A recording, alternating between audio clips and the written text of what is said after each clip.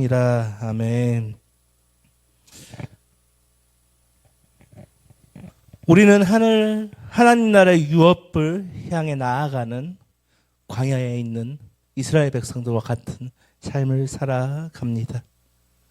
우리는 이 인생이란 광야를 너무나도 힘들게 거쳐갑니다. 어떨 때는 쓰러지기도 하고 어쩔 때는 도저히 일어설 수 없어 보이기도 합니다. 어쩔 때는 어두워서 앞이 아무것도 보이지 않을 때도 있습니다. 그러다가 오아시스와 같은 우물을 발견하면 기뻐 또 힘을 내어 또 광야와 같은 인생을 또다시 걸어갑니다. 어쩌면 우리는 광야를 건너던 이스라엘 백성들과 똑같습니다. 이스라엘 백성들은 가나안 땅을 약속받고 그 광야를 헤쳐나갔습니다. 우리는 어떻습니까? 하나님의 나라를 그리스도를 믿음으로써 하나님의 나라를 약속받았습니다. 그리고 그 하나님의 나라를 향하여 우리도 그 인생이란 광야를 걸어나갑니다. 그리고 그 약속하신 나라에는 안식과 평화와 영광이 있습니다. 그리고 우리가 그 나라에 들어갈 때는 하나님께서 우리의 모든 눈물을 씻겨주시고 기쁨을 주신다는 것은 변함없는 것입니다. 그렇다면 우리는 그 나라에 하나님 나라에 이르기까지 어떻게 해야 합니까? 우리는 포기하지 말아야 합니다. 또 주저앉지 말아야 합니다. 인내로 싸우며 소망을 가지고 나아가야 합니다. 저는 오늘 본문을 그렇다면 어떻게 인내로 싸우며 포기하지 않을 수 있겠습니까? 오늘 본문을 통해 그것을 나누어 보려고 합니다. 오늘 본문에서 모세가 죽자마자 하나님께서는 여호수아를 찾아왔습니다. 이제 여호수아는 이스라엘 백성들을 이끌고 가나안 땅으로 들어가야 하는 사명을 받았습니다. 모세는 오늘 본문에서는 하나님은 여호수아께 찾아와 성취해야 될 사명을 알려주십니다. 오늘 본문 1절, 2절을 보십시오. 여호와의 종 모세가 죽은 후에 여호와께서 모세의 수종자 눈의 아들 여호수아에게 말씀하여 이르되 내 종 모세가 죽었으니 이제 너는 이 모든 백성과 더불어 일어나 이 요단을 건너 내가 그들 곧 이스라엘 자손에게 주는 그 땅으로 가라. 하나님은 말씀하십니다. 요단을 건너라. 이스라엘 자손에게 주는 그 땅으로 가라. 다시 말해 가나안 땅으로 들어가라 말씀하십니다. 그리고 3절과 4절을 통해 구체적인 그 땅의 범위를 정해 주십니다. 우리 오늘 본문 3절, 4절 함께 읽겠습니다. 내가 모세에게 말한 바와 같이 너희 발바닥으로 밟는 곳은 모두 내가 너희에게 주었도니 곧 광야와 이 레바논에서부터 큰 강 곧 유브라데 강까지 해쪽 속의 온 땅과 또 해지는 쪽 대해까지 너희의 영토가 되리라. 아멘.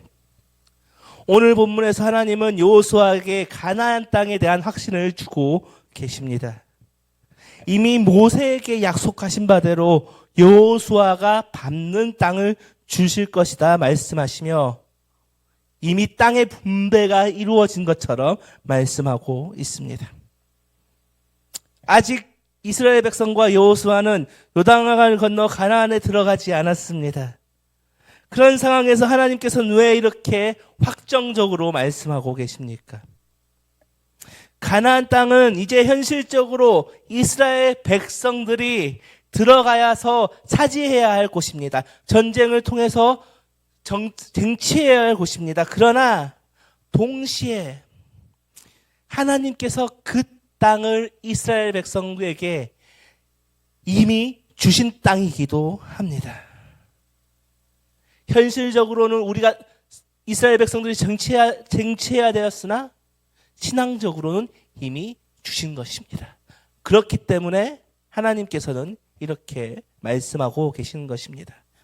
다시 말해 하나님은 여호수아와 이스라엘 백성들에게 약속에 대한 믿음을 요구하고 계신 것입니다. 하나님께서 주시겠다 했던 그 약속을 믿는 믿음 말입니다.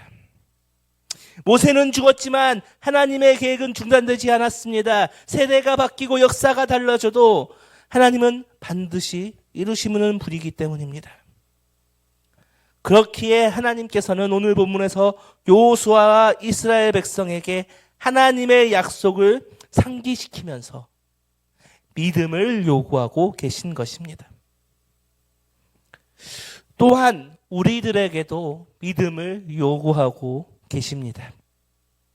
우리는 예수 그리스도를 믿는 믿음으로써 하나님의 나라를 약속받았습니다. 그리고 그 길을 걸어갑니다. 그런데 그 길이 얼마나 어렵습니까? 어쩌면 포기하고 싶기도 합니다. 고통스럽고 힘들기도 합니다. 그럼에도 불구하고 우리는 그 길을 걸어갑니다. 그런데 예수님께서 이런 말을 하셨습니다. 자신의 십자가를 지고 자신을 따라오는 자가 구원을 받을 거다. 내가 왜 예수를 믿었지라는 고민을 할 때도 있습니다. 그런데 이 신앙의 길에서 그것은 당연한 것입니다. 초대교회 사람들을 보십시오.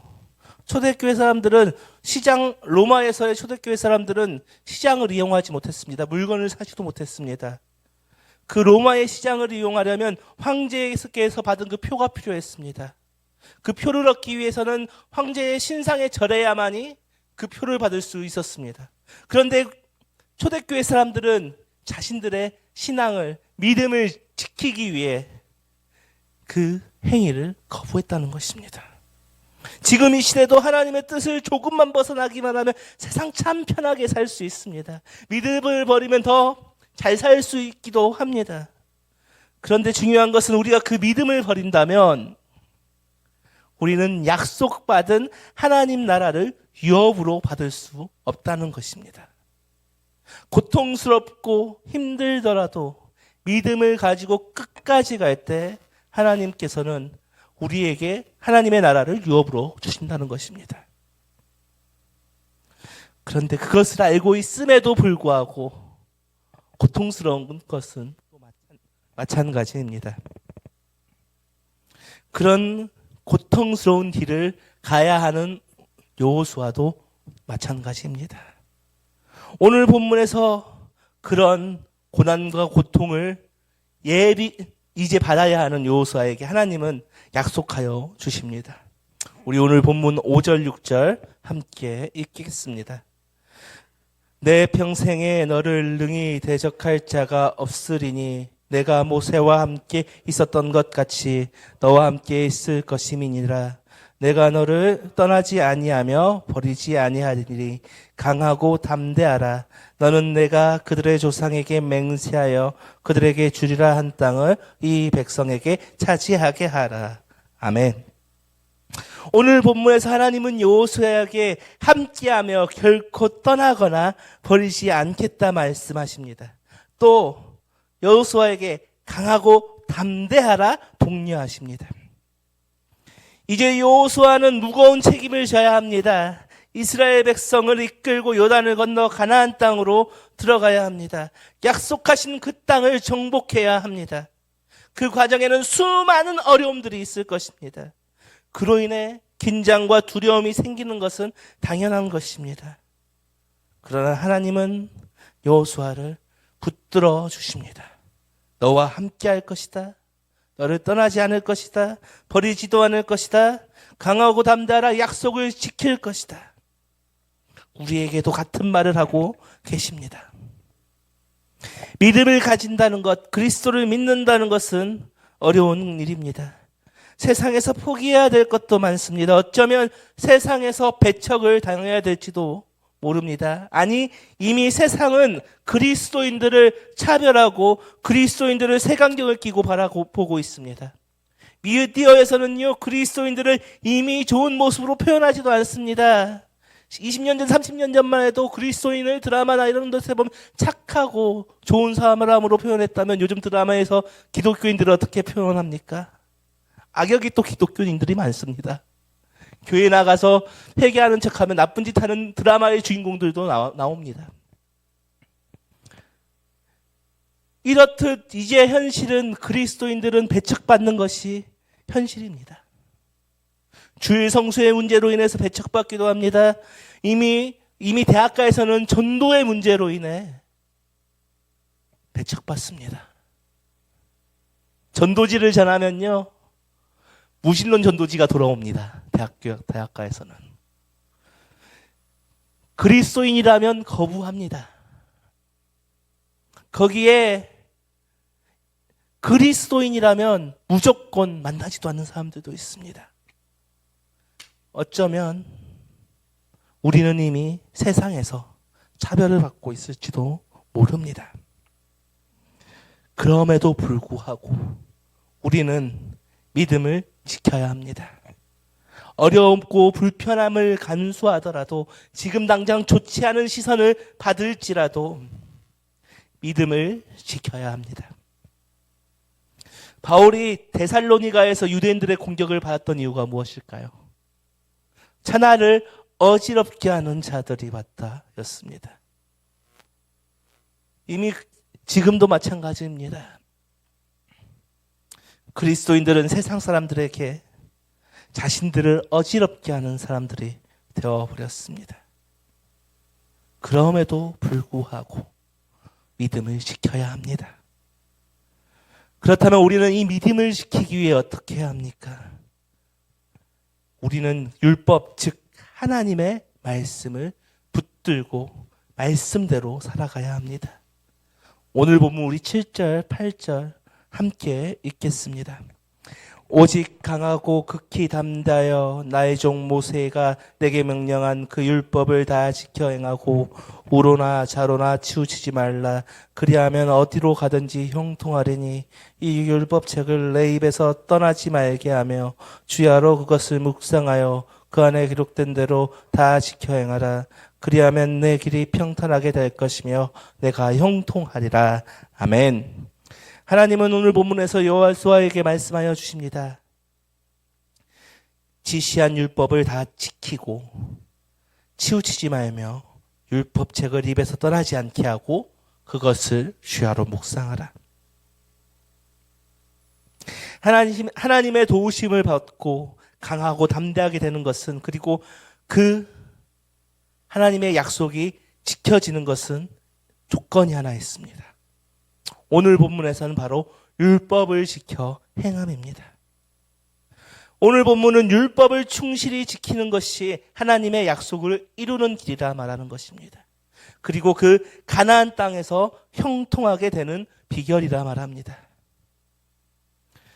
여호수아와 백성들은 가나안 땅의 진입에 앞서 수많은 전투를 앞둔 상황입니다. 그런데 하나님께서는 이들에게 어떠한 전략과 전술을 말씀하지 않습니다. 어떻게 하여야 저곳을 정복할 수 있을지 알려주지 않습니다. 다만 율법을 지키라 라고 말합니다. 승리하는 것은, 하나님의 약속을 이루는 것은 군사력에 달려있지 않습니다. 오직 하나님의 뜻에 달려있습니다. 인간의 능력으로 얻은 땅은 아무도 의미가 없는 것이라 의미가 없는 것이라 말씀하십니다.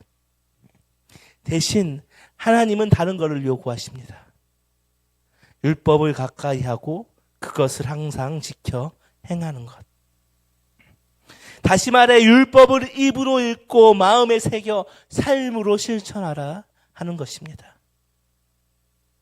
하나님은 말씀이 내 생각과 삶을 지배하도록 하나님 앞에 나를 무릎 꿇고 복종시키라고 말씀하고 있습니다.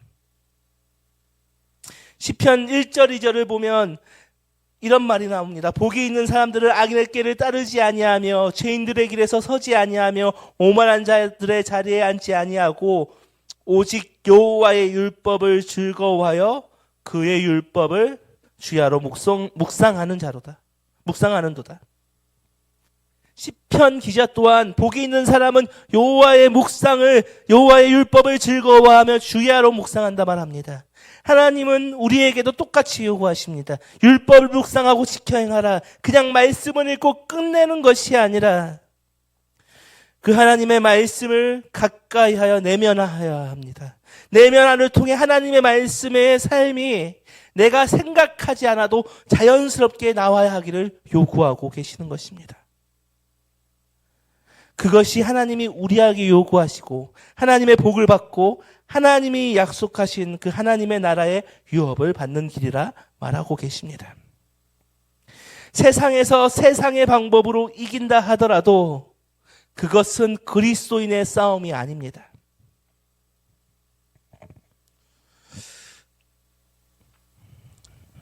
예전에 10년 전, 15년 전 보면 TV에서 간증 프로그램들이 많이 나왔습니다.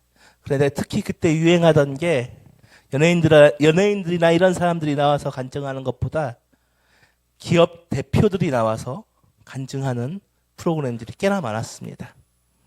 그런데 제가 기억나는 기업이 하나 있습니다. 제가 기업 이름은 말하지 않겠지만 그 기업이 꽤나 한때는 잘 나갔고 대한민국에 있는 백화점들을 여러 개를 소유하기도 했습니다. 또 사목제도로 회사 안에 목사님이 상주해 계신 사목제도로 유명한 회사기도 합니다. 간증에서 자신은 하나님의 말씀을 잘 지켜 행하여서 복을 받아서 이렇게 회사를 잘 키웠다. 그리고 나는 기독교인으로서 기독교식으로 사업해서 이렇게 성공하였더라고 간증할 때 하나님께 영향력 있는 그리스도인이 또 나타났구나. 세상 방식으로 성공하는 것이 아니라 그리스도의 방식으로도 성공할 수 있구나라는 생각을 들었습니다. 그런데요, 살펴보니까 세상 방식보다 더 악한 세상 방식으로 성공하는 모습이 뉴스에 나왔습니다. 부당해고된 직원들이 그 회장이 출석하는 교회 앞에 매일같이 나와 기도회를 하는데 그 자신의 지위를 이용해 교회 화장실조차 이용하지 못하게 했습니다. 또 자신의 지위를 이용해 그 기도회를 하고 있는 해고된 직원들을 폭력으로 쫓아내기도 했습니다. 그게 그리스도인으로서 옳은 방법일까요? 실제로 언론에도 하나님 망신 다 시키는 회장이라고 나오기도 했습니다. 결국 그 회장은 최근에 법적인 책임을 지기도 했고 회사의 경영을 내려놓았습니다. 그 회장은 평안히 할까요? 아닙니다. 그는 고와 과부와 나그네 약자들을 보호하라고 하셨던 하나님의 율법을 지키지 않았습니다. 하나님의 말씀에 멀어졌습니다. 사랑해라고 믿는 형제 자매들을 사랑해라고 했던 예수님의 말씀 또한 멀어져 버렸습니다. 하나님의 말씀대로 율법을 지키지 않은 말씀대로 살지 않은 율법을 지키지 않은 자는 평안하지 못합니다. 또한 그 약속에서도 멀어집니다. 그렇기에 우리는 하나님의 말씀에 순종해야 된다는 것입니다. 하나님의 말씀을 묵상하고 가까이하여 내면하여 체화되어서 내가 생각지도 않는 상황에서도 그 말씀의 삶대로 살아갈 수 있도록 하나님의 말씀을 가까이 해야 합니다. 그리고 그 말씀에 순종할 때 하나님께서 우리를 보호하여 주시고 선으로 인도해 주신다 말씀하시는 것입니다. 오늘 본문 9절을 보십시오. 내가 내게 명령한 것이 아니냐. 강하고 담대하라. 두려워하지 말라. 놀라지 말라.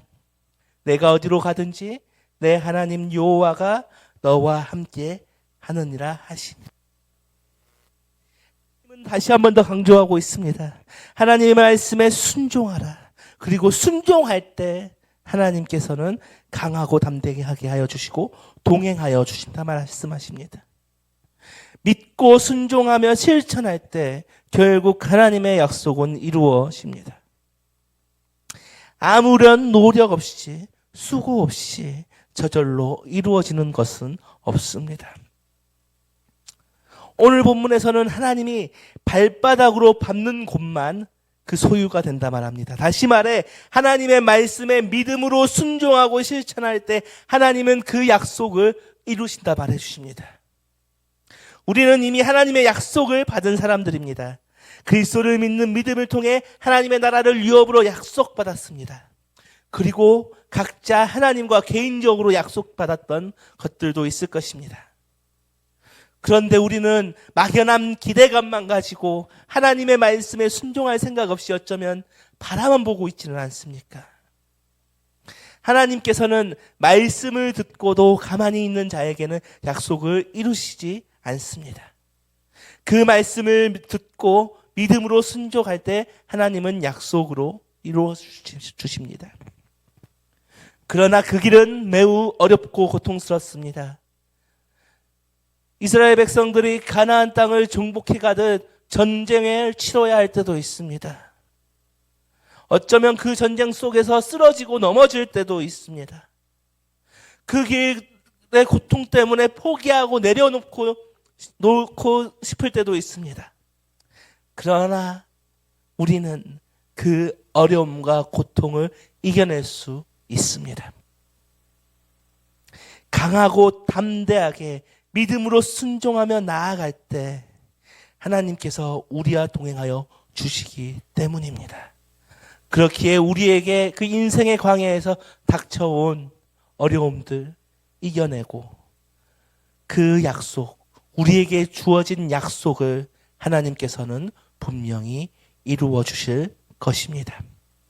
우리 이 시간 선포된 말씀을 가지고 함께 기도하기로 합니다. 기도하실 때 하나님, 그 주님이 주신 그 약속을 의지하며 강하고 담대하기로 합니다. 주님 말씀에 순종하며 나아가오니 어떤 상황에도 붙들어 주시고 인도하여 주시고 동행하여 주시옵소서. 그 주님이 약속하신 구원의 약속을 의지하며 구원을 완성해 나갈 때 주님의 말씀을 언제나 가까이 하는 우리들이 되도록 인도하여 주시옵소서라고 이 시간 함께 결단하시며 기도로 나아가겠습니다.